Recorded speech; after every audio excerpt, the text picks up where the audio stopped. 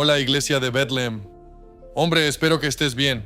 Qué increíble Pascua. Siempre es una alegría, un privilegio reunirnos con miles en nuestros campus celebrando que Jesús está vivo. La resurrección, la fe. Y oro para que te sientas motivado esta semana. Es una costumbre de años.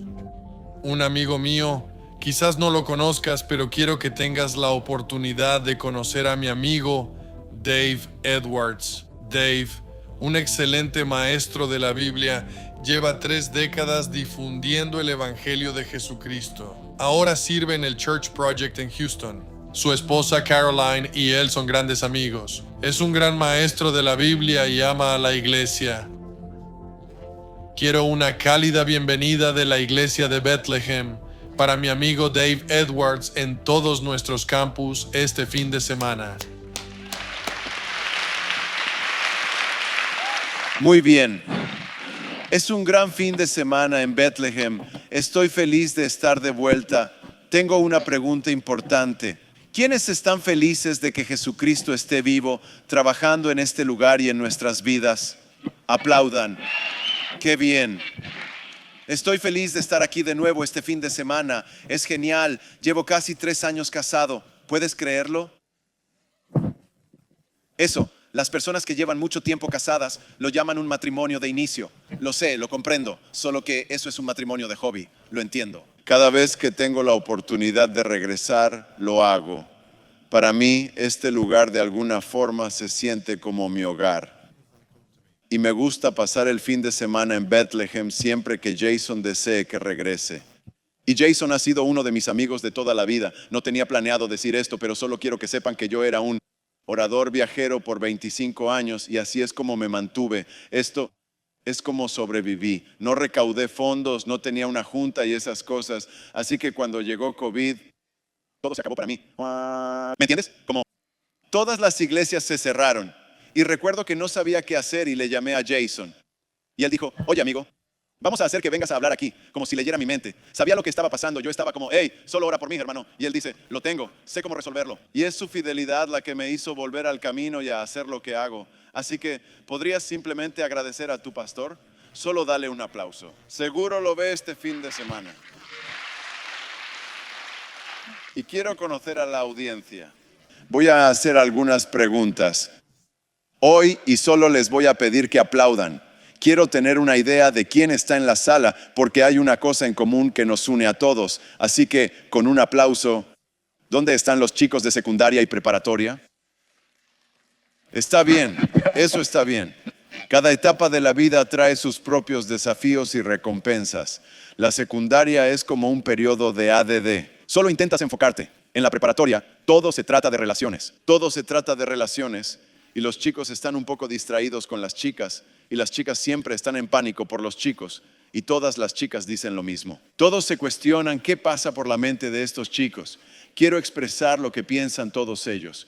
Nada, no hay nada. No estamos pensando en nada. Solo estamos caminando esperando que empiece Sports Center. Eso es realmente todo. Y eso es lo que la secundaria tiene sus propios desafíos. Ahora, ¿hay estudiantes de universidad aquí? Aplaudan si están presentes. La universidad es diferente, ¿verdad? Al pasar de la secundaria a la universidad es una vida totalmente distinta, ¿no? Te mudas de casa y de repente estás en un campus sin que nadie te prepare la comida. Tienes que hacerte tu propia comida y vivir de fideos, ramen y ese polvo raro que viene con ellos. Y de repente, cuando llegas a la universidad, no hay nadie que haga tu colada. No estás clasificando la ropa según colores, temperaturas y telas. En la universidad, la ropa se divide en 2 categorías. La sucia por lavar y la sucia lista para reutilizar. Nada más, ¿cierto? Solo intentas sobrevivir de un semestre a otro, ¿cierto?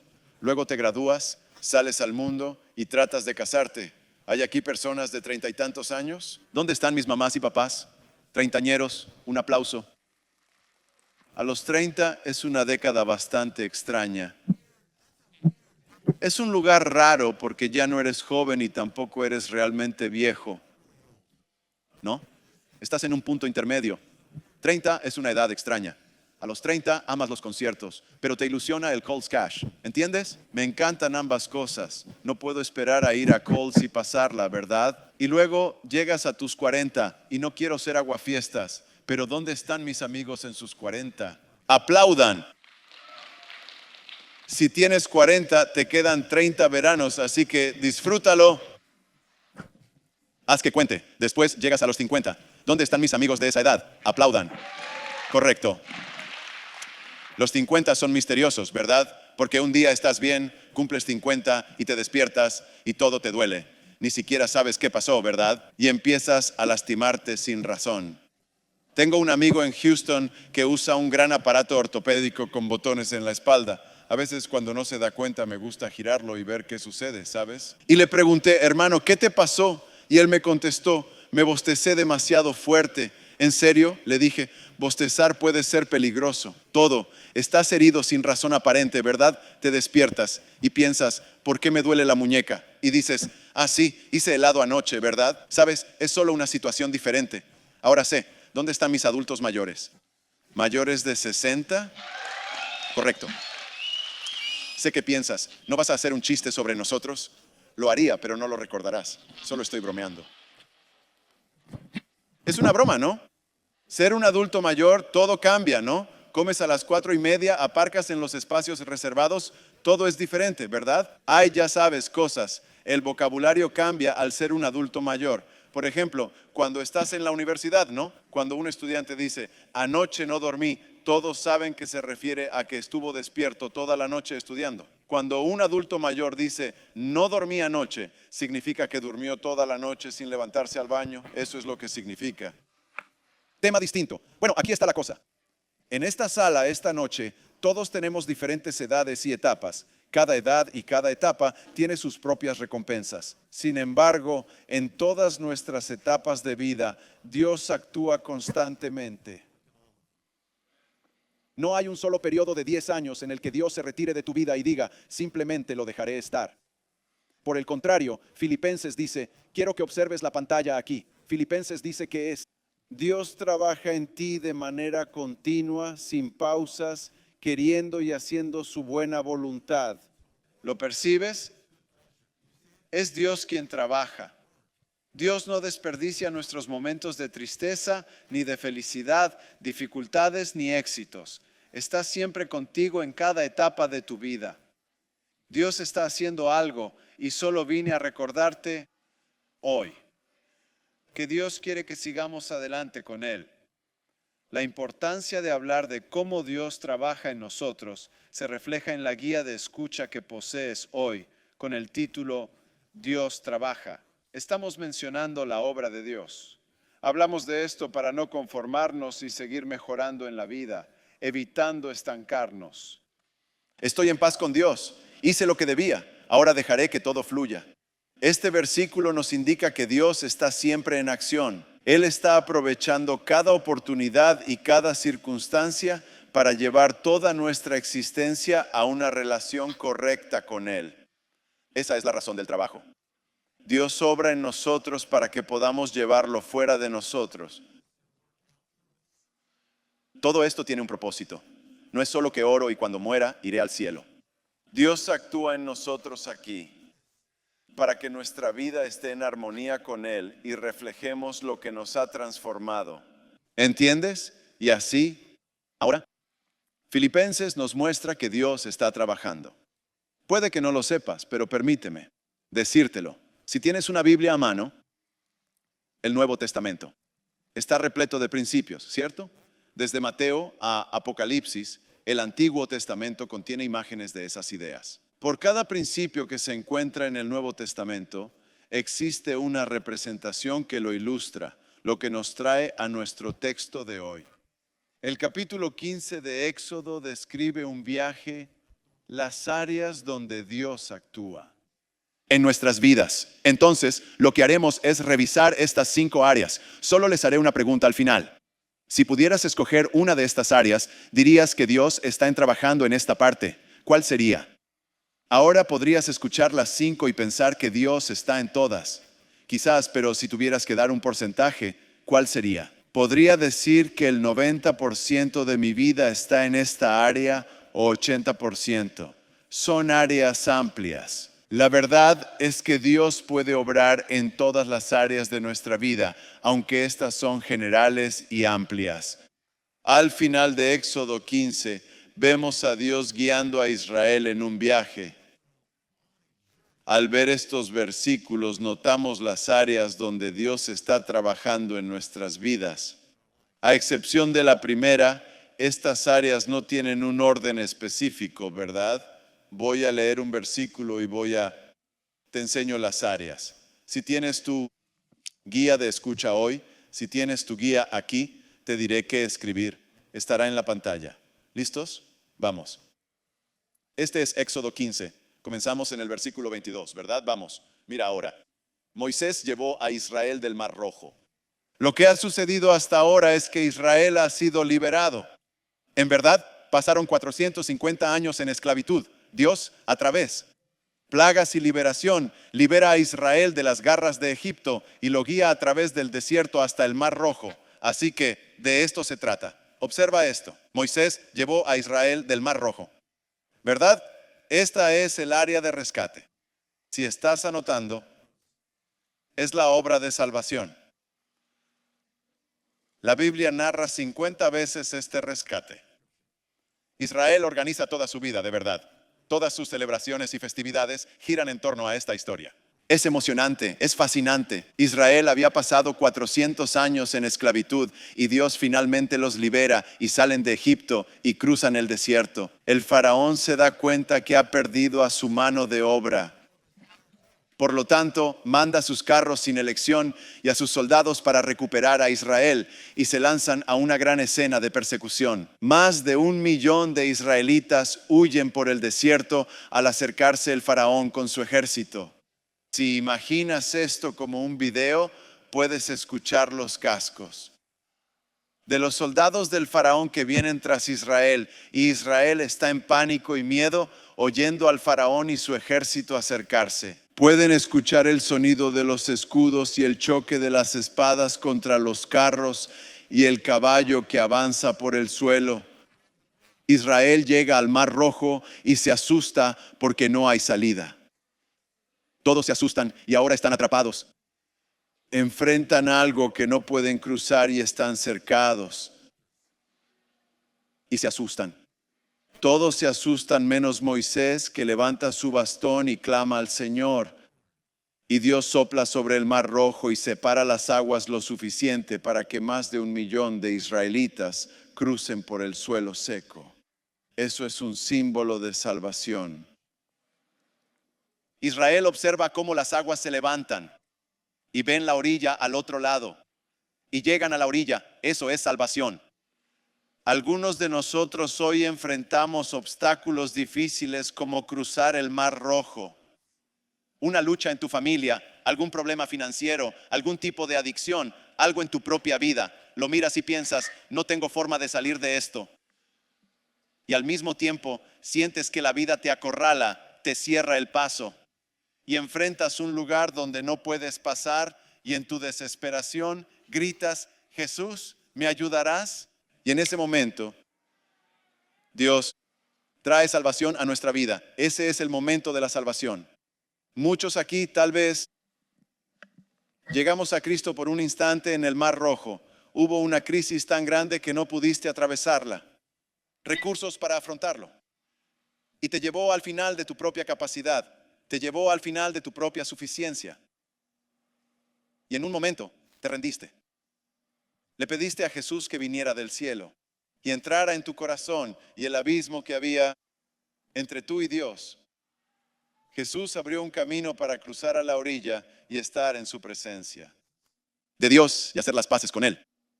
Algunos de nosotros aquí estamos en un periodo de salvación y estás enfrentando este momento, y lo impactante de este relato es que en la orilla del Mar Rojo, mientras el faraón iba tras Israel, eran siervos.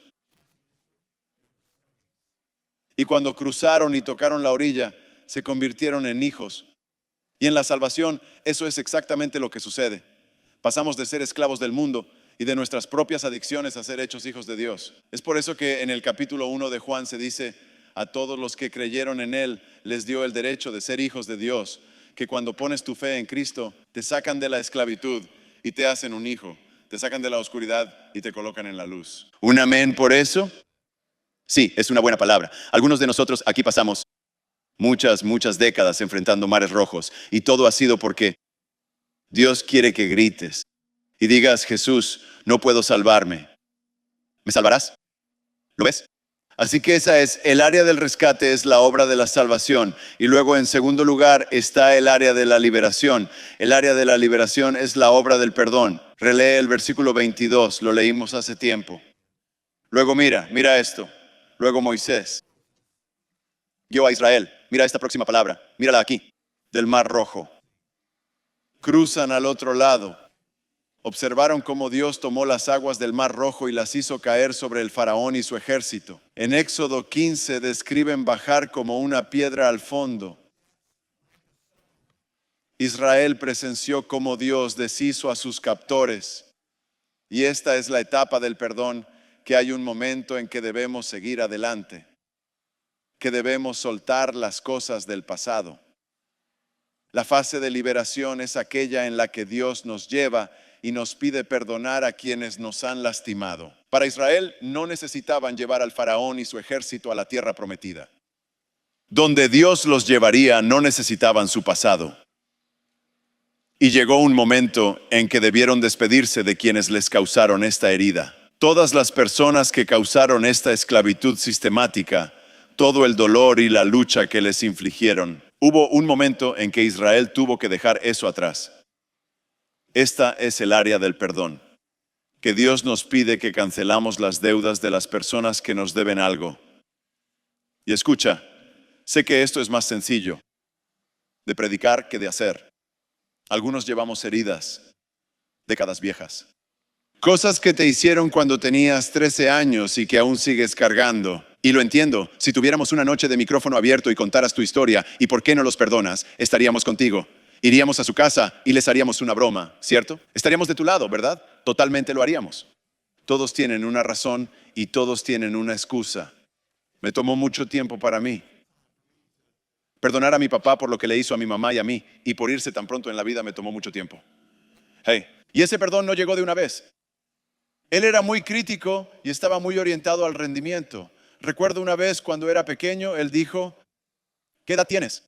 Dije, tengo 5. Él respondió, cuando yo tenía tu edad, tenía 6, ¿no? Nunca era suficiente, ¿entiendes? Sentía que nunca podrías alcanzar el nivel. Así que, perdonar a alguien en tu vida no siempre se hace con una sola oración, ¿cierto?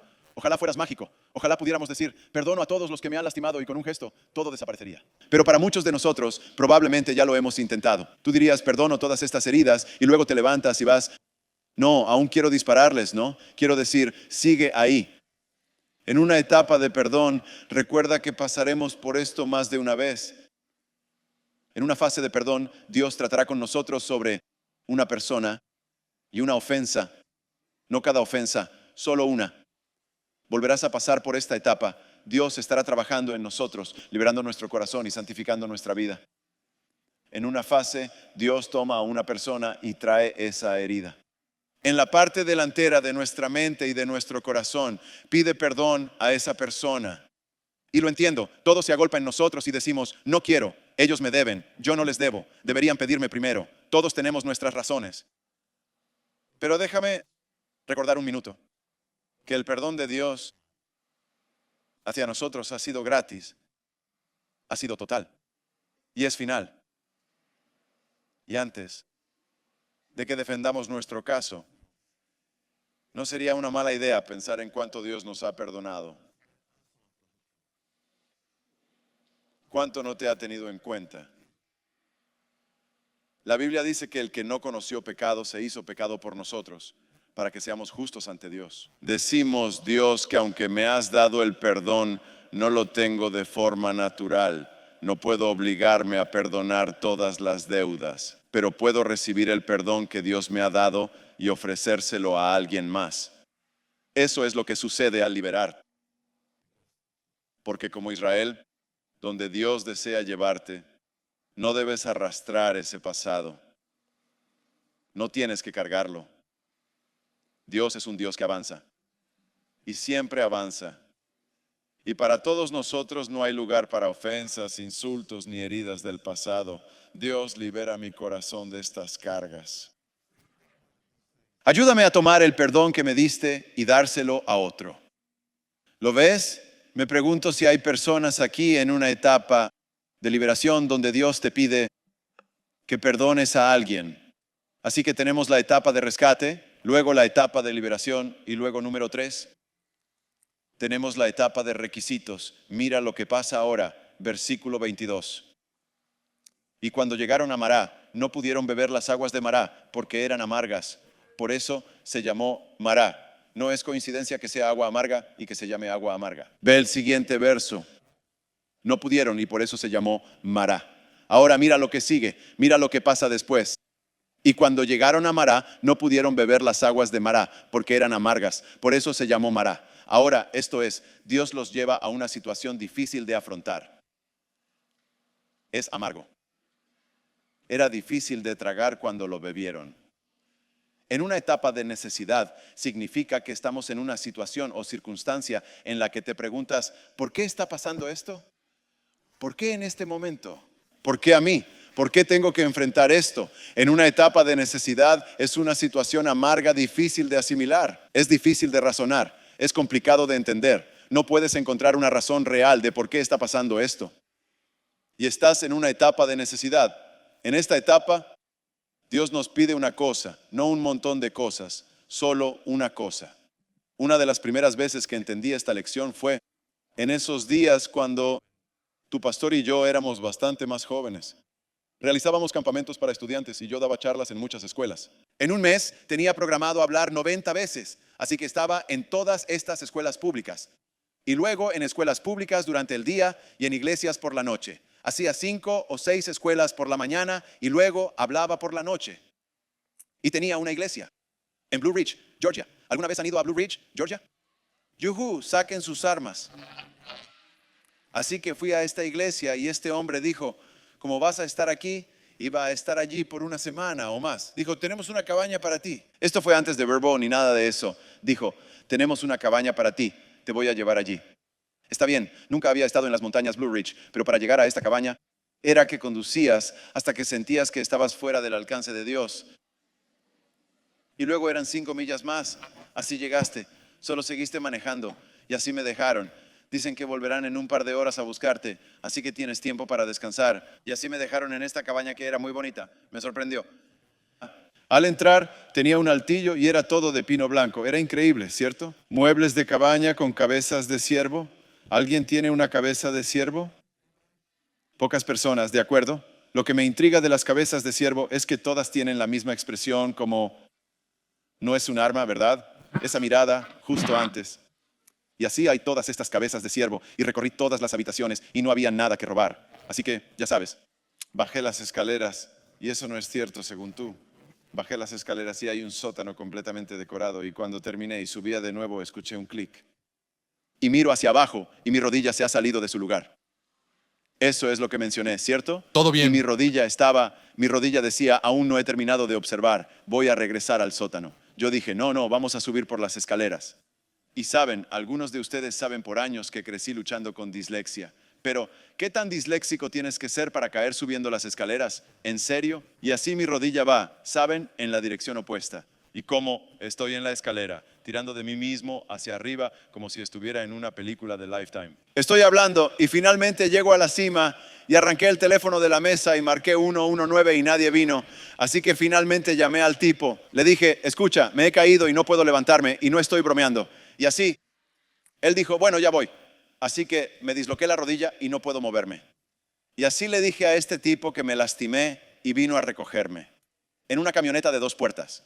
Dije, tal vez no fui claro, pero no puedo doblar mi rodilla. Él dijo, lo solucionaremos. Este tipo me puso en la caja de su camioneta. Está bien la caja. No había asfalto donde estábamos. No sé cómo es en las otras partes Blue Ridge, pero no hay asfalto. Y chocó con cada bache en el camino hacia abajo y mi pierna salía de la parte trasera de la cama como un manguera de agua y se descontrola y golpeamos cada bache al bajar y fuimos al hospital en Blue Ridge, Georgia. Entonces, este tipo sale, va al hospital, regresa y luego sale del hospital para buscarme en una silla de ruedas, que está sin una rueda. No sé cómo funciona esto, Mao, me pusieron en una silla de ruedas. Soy el primer paciente de acrobacias. Me llevan en 2 ruedas. Me llevan a, ya sabes, alguna sala de médicos o área de emergencia. Y así que ahora mi rodilla está hinchada. ¿Verdad? Ellos entran y cortan mi pantalón, ¿verdad? El doctor toma unas tijeras y lo rasga y dice, oh Dios mío, yo digo, no, no deberías decir eso. Se supone que tú eres el que debe mantener la calma. Y él dice, eso no es bueno, ¿verdad? Él toma mi pierna, la mueve y dice, clic, y lo vuelve a meter en la toma. En ese instante no creí que hubiera algo más doloroso que citas, pero me equivoqué. Eso fue realmente mucho más doloroso. Y dice, ahora tendremos que ponerte una férula. Férula del norte de Georgia, ¿alguien? Maderas de 2x4 y cinta adhesiva, así es. Y dijo, ahora te vamos a enviar y se detuvo y él dijo, a la clínica Sports South. Dije, oh, pensé que ibas a mencionar Home Depot y así.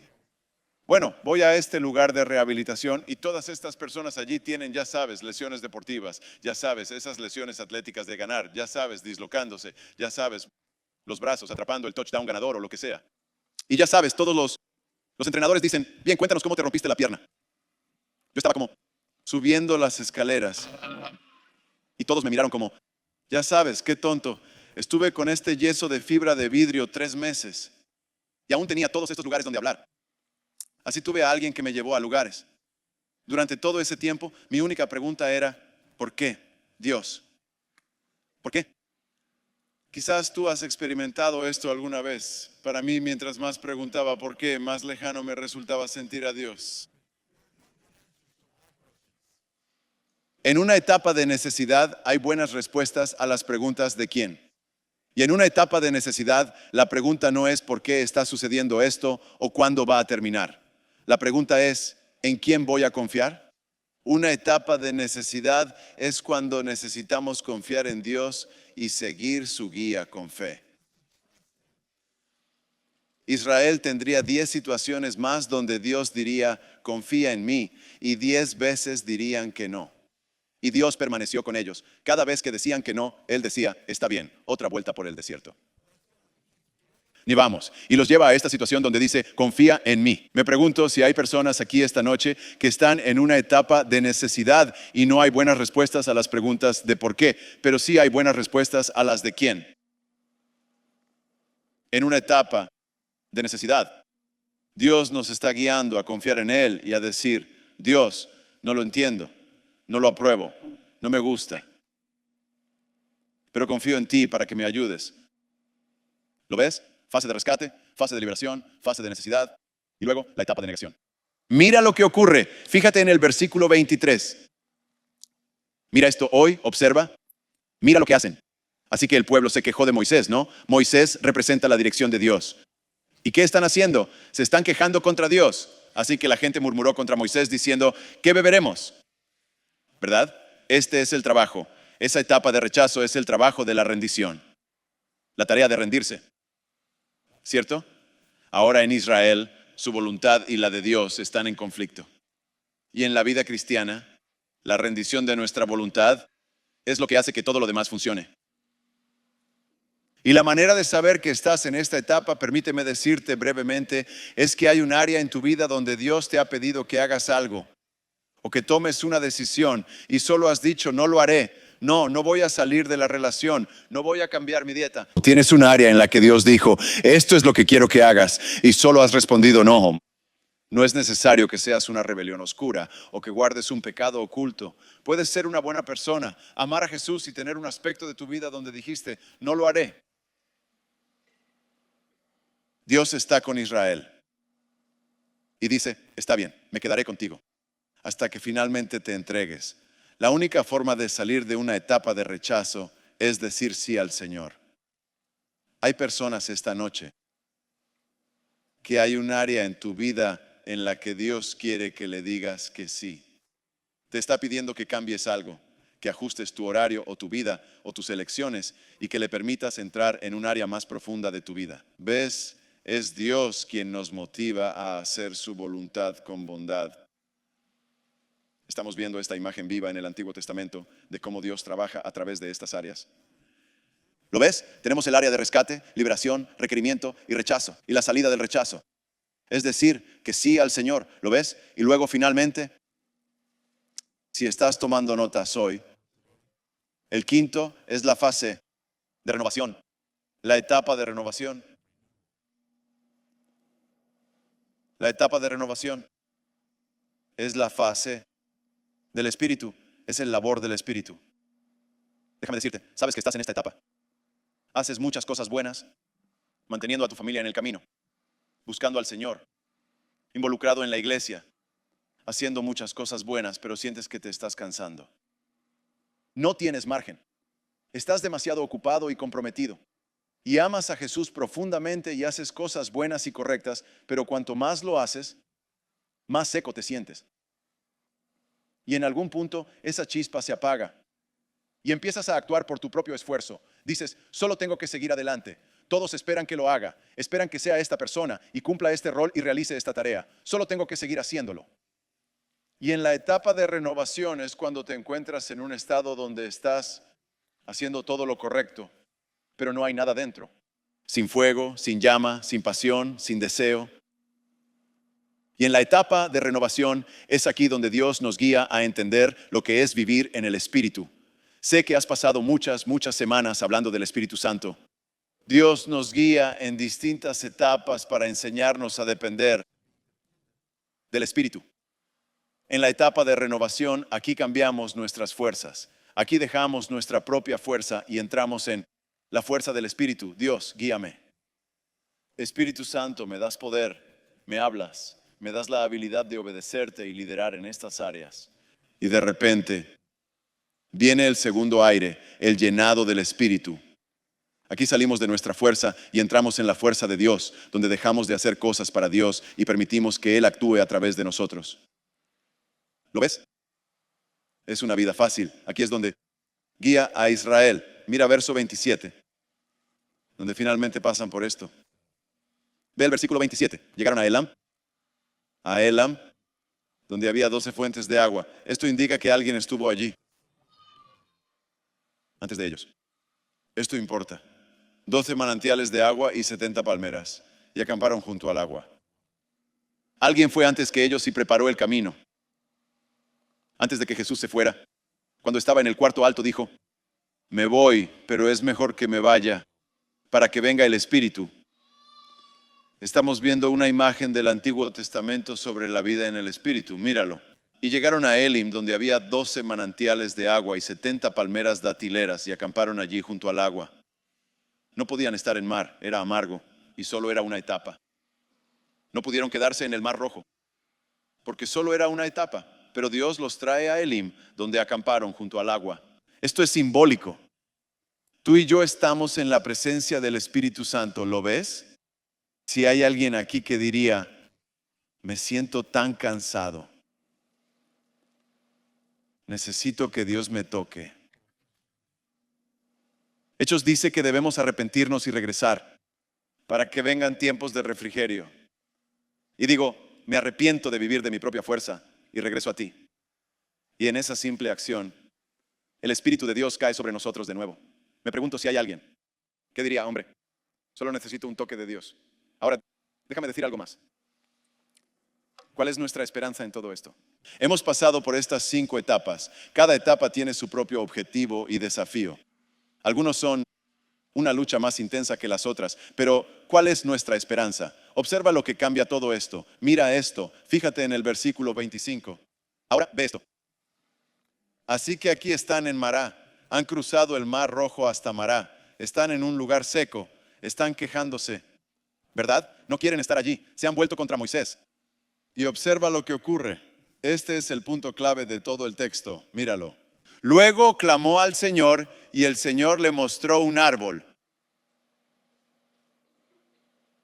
Y el Señor le mostró un árbol y lo arrojó a las aguas y las aguas se hicieron dulces. Esto es un símbolo del Antiguo Testamento del trabajo de la cruz.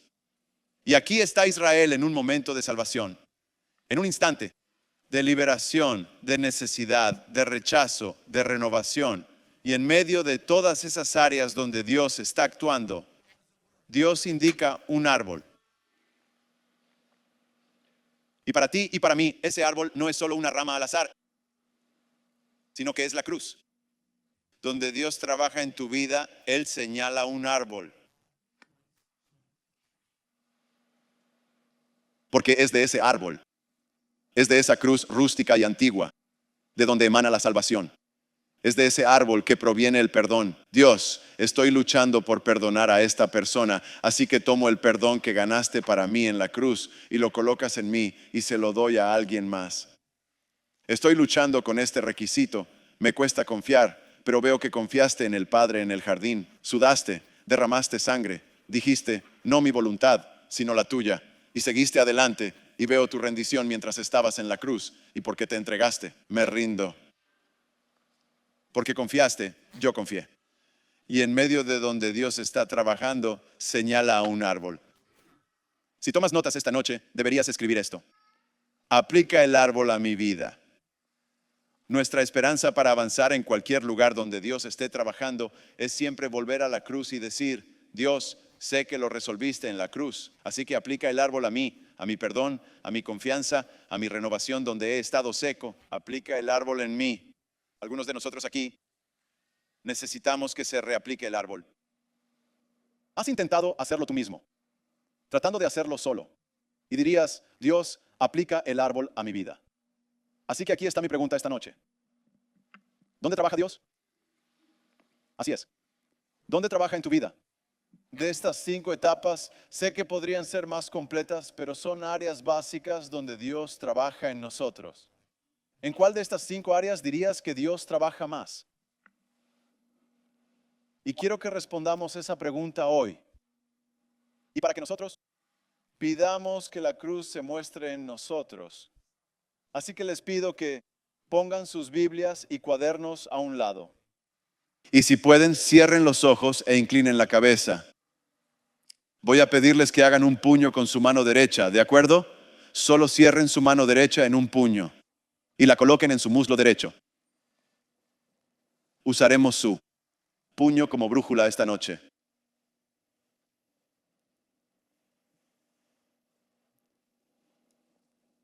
Como guía hoy. ¿Cuántos dirían que están en una fase de rescate? Nunca he dado mi vida a Cristo y enfrento cosas que no puedo superar solo.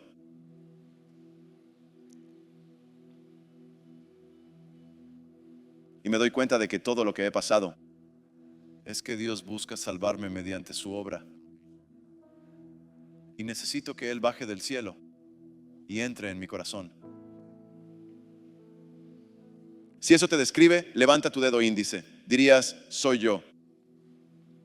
Es la fase de salvación.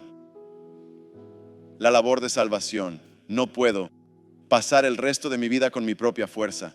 Necesito el poder salvador de Jesús. ¿Cuántas dirían? Diría que el 80% de mi vida es perdón. Llevé mucho dolor hacia alguien. Y sé que sigue ahí porque al pensarlo, ese dolor es fresco.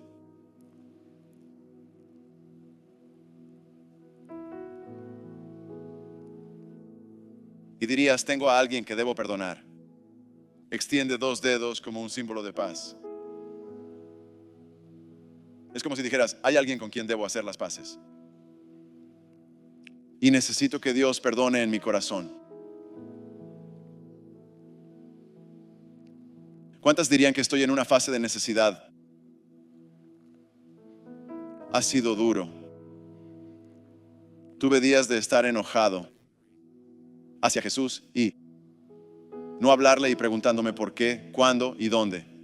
Y me doy cuenta que se trata de quién.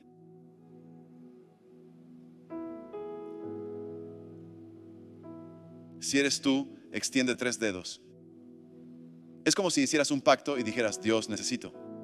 Sé que deseas hacerme confiar.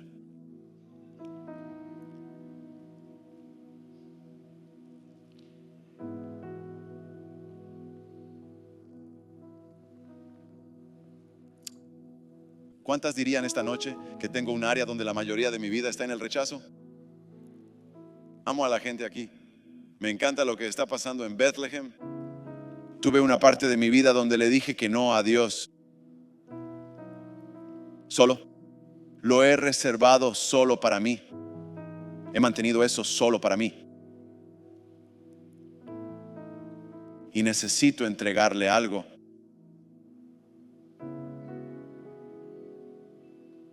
Levanta 4 dedos. Si dijeras, estoy quemado, ya no tengo espacio. Me he quedado sin impulso. He intentado hacer muchas cosas buenas para Dios, pero estoy vacío. Y necesito que Él me toque de nuevo. Levanta los 5 dedos. Es como si usaras tu mano entera para alcanzar algo que simboliza: Jesús, necesito que me refresques. Necesito tu espíritu. Entonces, en un minuto voy a preguntarte que levantes tu mano derecha y la levantes en el aire con los dedos que tengas, que estás mostrando, como una manera de decir, aplícalo a mí. Que dejemos que la obra terminada de Jesús inicie en nosotros. No podemos crear perdón, solo Jesús puede hacerlo. No podemos generar salvación, confianza o rendición. No podemos producir el Espíritu, solo Jesús puede crear esas cosas. Solo vamos a pedirle que haga en nosotros lo que no podemos lograr solos. ¿Listo? 1, 2, 3. Levanta tu mano en el aire. Déjale ver dónde estés. Dios, aquí estoy contigo hoy. Aquí estoy. Esto es lo que vivo. ¿Qué momento? Esto es lo que me pasa. Con las manos arriba, di: Jesús, aplica el árbol en mí. Solo pídele que traiga la obra de la cruz a tu vida. Donde lo necesitas, perdón, entrega, libertad y renovación. Solo pídele donde estés. Dios, digo que sí, no más negativas. Sí a ti. No más defensividad por mi propio perdón. Dios, el perdón que me diste me ayudó a dárselo a esta persona.